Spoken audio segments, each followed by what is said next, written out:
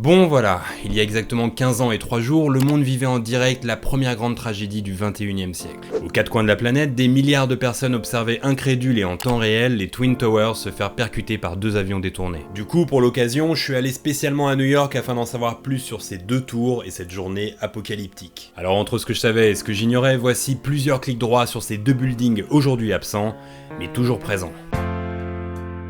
De leur construction à leur destruction, les tours jumelles auront été souvent maudites et sujettes à polémique. De 1966 à 1973, elles mettront 7 ans à s'élever dans le ciel new-yorkais, 7 années compliquées qui verront 60 de ces ouvriers mourir dans l'exercice de leurs fonctions. Les habitants de Manhattan les accueillent avec scepticisme, reprochant aux deux tours leur hauteur et leur architecture en décalage avec le reste des autres buildings. Lawrence Vine, le propriétaire de l'Empire State Building, demande même au maire de New York de revoir la taille des Twin Towers, afin que l'Empire garde le titre de plus haut gratte-ciel au monde, en vain. Les tours sont érigées le 4 avril 1973 et quelques mois plus tard, certaines personnes contribueront à les rendre plus cool aux yeux du public. Je pense à Owen Quinn qui sauta du haut de la tour en parachute et surtout à Philippe Petit. Aidé de quelques complices, ce dernier installa illégalement un câble entre les deux tours et fit quelques allers-retours sans protection avant d'être arrêté par la police. Cet exploit incroyable permettra au World Trade Center d'installer sa notoriété naissante.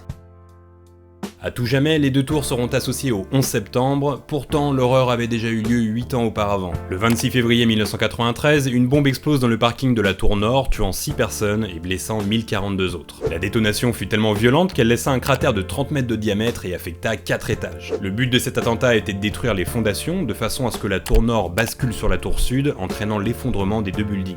Minoru Yamasaki, l'architecte qui conçut les Twin Towers, expliqua plus tard que si la bombe avait été placée quelques mètres plus loin, l'horreur aurait eu lieu. Au passage, le cerveau et le commanditaire de cet attentat, Khalid Sheikh Mohammed, sera également celui qui organisera les attentats du 11 septembre. Vous ne connaissez pas Larry Silverstein, pourtant cet investisseur américain est connu pour avoir conclu le pire deal de l'histoire. Le 24 juillet 2001, soit un mois et demi avant les attentats, il achète les Twin Towers et plusieurs bâtiments du World Trade Center pour la somme de 3,2 milliards de dollars, ce qui représente l'achat le plus important de l'histoire de New York. Enfin, pire deal, pas vraiment. Après une longue bataille juridique contre les assureurs, il obtint finalement en dédommagement la somme de 4,65 milliards de dollars. Il est aujourd'hui le seul détenteur du World Trade Center et s'occupe de sa reconstruction depuis la tragédie de 2001. Beaucoup d'entre vous sont familiers avec l'acteur James Wood pour ses rôles dans Vidéodrome, Il était une fois l'Amérique, Casino ou encore Virgin Suicides, mais peu le connaissent pour son sens de l'observation. En août 2001, à bord d'un vol reliant Boston à Los Angeles, il est intrigué durant tout le trajet par 4 passagers qui, selon lui, ont des comportements étranges. Ces derniers ne mangent pas, ne boivent pas, restent droits, le regard fixe, ne répondent jamais aux hôtesses de l'air et communiquent entre eux seulement par signes. Pour lui, aucun doute, ces hommes planifient un attentat. Une fois au sol, il avertit les autorités qui ne jugeront pas nécessaire d'ouvrir une enquête. Un mois plus tard, ces 4 passagers détourneront l'avion qui s'écrasera contre la tour sud du World Trade Center.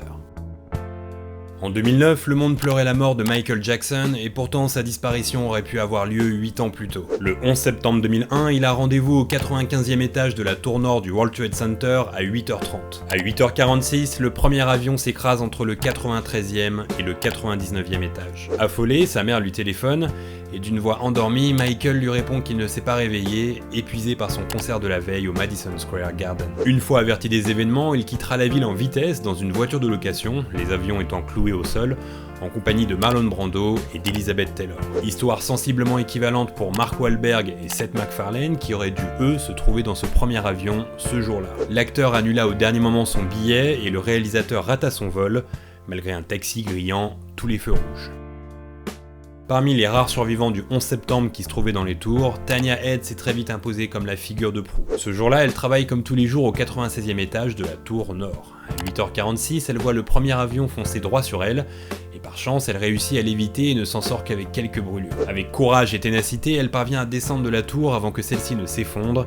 Malheureusement, son mari, lui aussi présent, ne s'en sortira pas. Quelques mois plus tard, elle deviendra présidente de l'association des survivants, sera invitée sur tous les plateaux télé et sera même honorée par le maire de New York. Le problème, c'est que son histoire est complètement fausse. Intrigué par sa personnalité, le New York Times décide d'enquêter sur elle et se rend très vite compte de la supercherie. Tanya Head a tout inventé de A à Z et cette dernière présente des troubles mentaux allant de la mythomanie à la perversion. Le 11 septembre, elle n'était même pas à New York, mais à Barcelone, sa ville natale, loin, très loin de l'événement.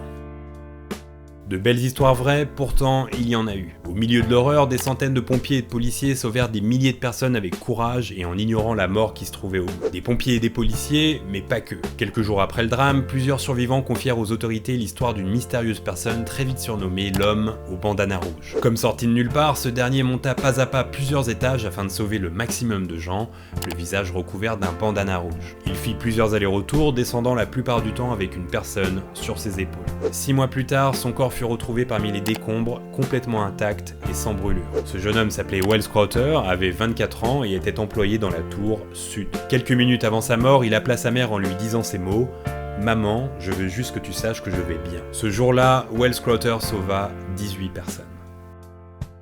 Les héros du 11 septembre ne sont pas seulement des êtres humains. Durant plusieurs semaines, des centaines de chiens aidèrent les pompiers à retrouver les 20 survivants miraculés retrouvés dans les décombres. Parmi tous ces chiens, un en particulier marqua les esprits. Le jour du drame, Michael Hingson se trouve au 78e étage de la tour nord accompagné de son labrador, Roselle. Michael est aveugle et Roselle le guide au quotidien depuis maintenant 3 ans. Confortablement installée en dessous du bureau de son maître, Roselle est réveillée par l'impact du premier avion, 10 étages au-dessus. Malgré la fumée, le bruit et la confusion, elle va guider avec un calme extraordinaire son maître et 30 autres personnes vers la sortie. Une fois arrivée en bas, la tour sud s'effondre et crée un mouvement de panique. Dans le chaos le plus total, Roselle resta concentrée sur sa mission et malgré les projectiles qui tombaient du ciel, guida son maître en lieu sûr dans une station de métro. Michael Hingson expliqua qu'une fois rentré chez eux, Roselle passa son après-midi à jouer dans le jardin, comme si rien ne s'était passé quelques heures plus tôt.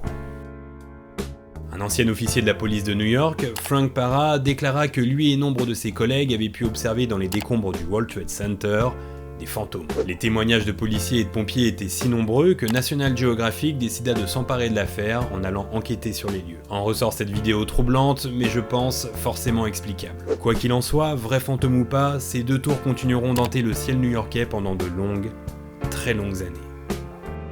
Voilà, il est déjà temps pour moi de quitter New York et de rentrer à Paris. On se retrouve mercredi prochain à 18h, et cette fois-ci, pour contrebalancer avec la déprime d'aujourd'hui, on s'intéressera à un sujet plus drôle et joyeux, à savoir Jim Carrey. Jusque là, portez-vous bien, et je vous dis à bientôt. Bye.